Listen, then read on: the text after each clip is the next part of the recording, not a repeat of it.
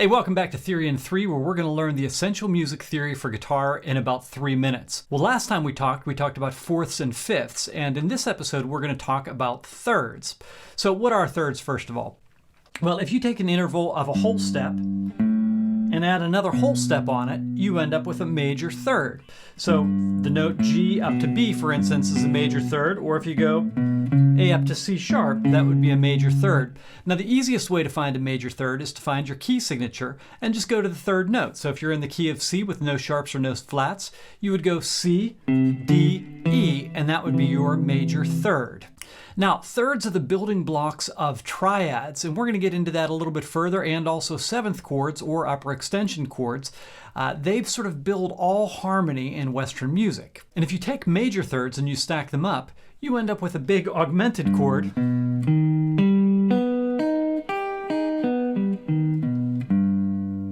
Now, minor thirds are taking a whole step and adding a half step on it, or you could go from the major scale. So if you're in the key of C, you just take the third note. We said that was E, C, D, E, and you lower it by a half step. And it sort of has a minor, sad sound to it with that minor third. And if you take a minor third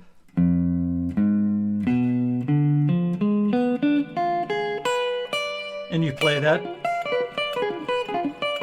you end up with a diminished chord. All right, but let's take these thirds and let's put them into a practical application. First of all, you can harmonize a scale. So let's say we take our G scale.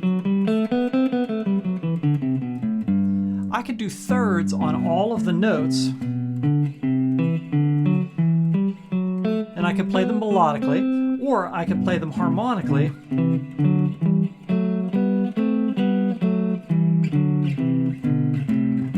Which sounds pretty nice. But you've also heard thirds used over and over again in lots of different guitar players playing. So I'm going to give you some examples. Let's say we're in the key of D, and I start with the notes D and F. If I go up my harmonized scale, and we'll get into this later, but it's major, minor, minor, major, major, minor, diminished. So if I did this, minor third, major third, major third, minor third, and then back to the root, I could do some really nice little patterns with this.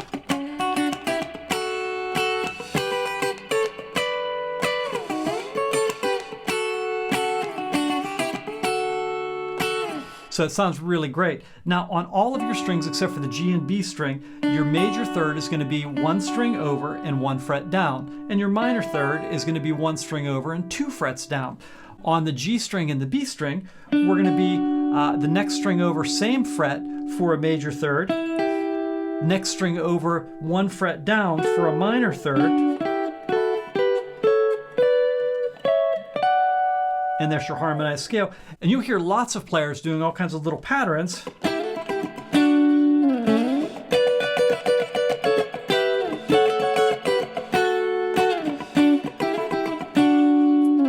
Well, hopefully that helped you out a little bit, and until next time, God bless.